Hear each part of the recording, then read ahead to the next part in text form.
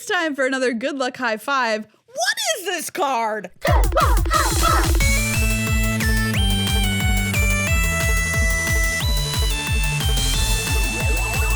This is, this is a very special video to us where we just ask of all of the ridiculous cards in this set, what is this card? Yeah, we're talking about limited here because Yes. Crimson Vow has bestowed upon us in its just wonderful, wonderful way some broken, busted really rares. busted rares that just really get you, you know? They Yeah. really get to you. The first card we're going to talk about is Toxil the Corrosive. Yes, 5 black for a 7/7. At the beginning of each end step, put a slime counter on each creature you don't control. Creatures you don't control get -1/-1 for each slime counter on them.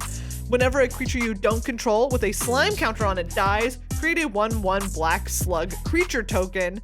Blue-black, sacrifice the slug, draw a card because this card didn't do enough already? What is this card? What is this card? 7/7 plus a wall of text? 7/7 and -1/-1. Like -1/-1 forever. It just kills all of your stuff. It just is there. I have a creature and also you have no creatures. You have nothing. You get to just get everything shrunk down. This card is so busted that you can be winning the game and they can win it against you out of nowhere. What is this card? That's just like, do you know what? Every time your thing dies, which I made happen, by the way, I did that to you. And now I'm gonna get a slug out of it. You know what? I want to take an entire picture of salt and I'm just gonna dump it on this card. Do you know what? It probably still wouldn't die because it's a 7/7.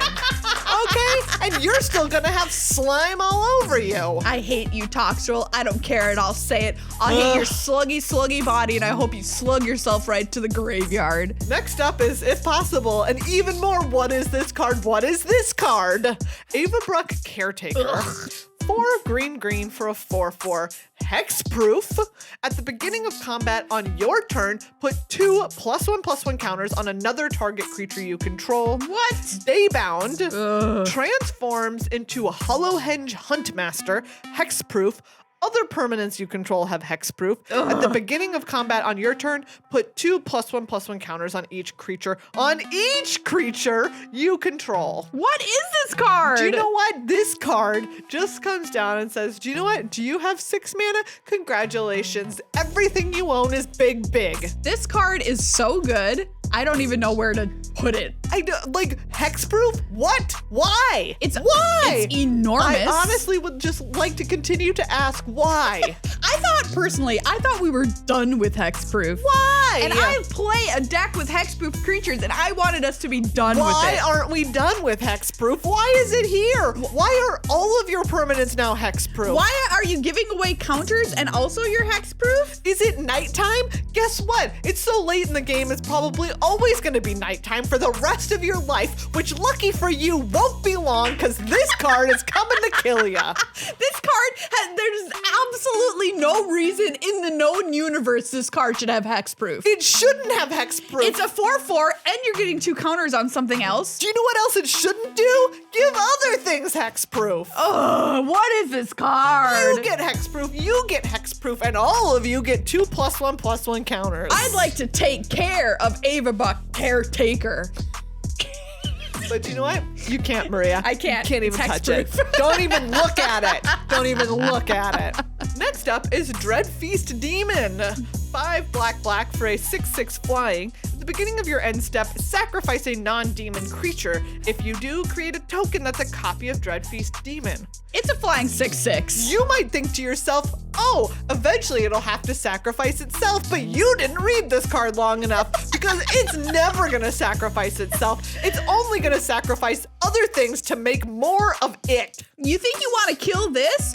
Okay, cool. Well, you're gonna have to kill 6 thises before the game is over. Do you know what? You can kill it now or you can kill it never. Those are your only 2 options. That is correct, because more of these babies are coming. They didn't care about the sheep cloning experiment being weird and ethically kind of gray area. Dreadfeast Demon was like, I'm all about making more sheep. That's right. It's a demon, and it says, yeah, let's do weird stuff, including killing you to make me. I don't even want to have a natural child. I just want a copy of my own self. I want to fly over a lake and reach down and have another me reach up from the lake, and I'll pull me from the weird lake, which is what I think is happening in this art. I think you're right. Right? This demon is pulling itself from the lake. Dreadfeast Demon. I can't even say your name right. That's how much I don't like you. I'd like to feast on you. What is this card?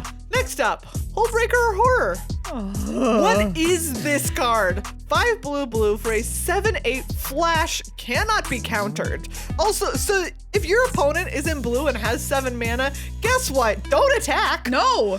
I mean, you can, but there's a very good chance that this buddy's just gonna come down and with its big old claws, snap, snap, snap right up your creatures. Whenever you cast a spell, choose up to 1. Return target spell you don't control to its owner's hand.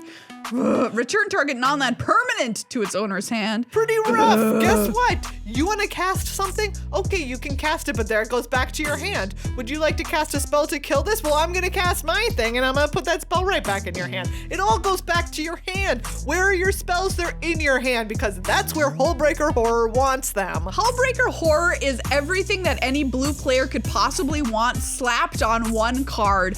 Everything is on one card, other than card draw, I guess. Legs.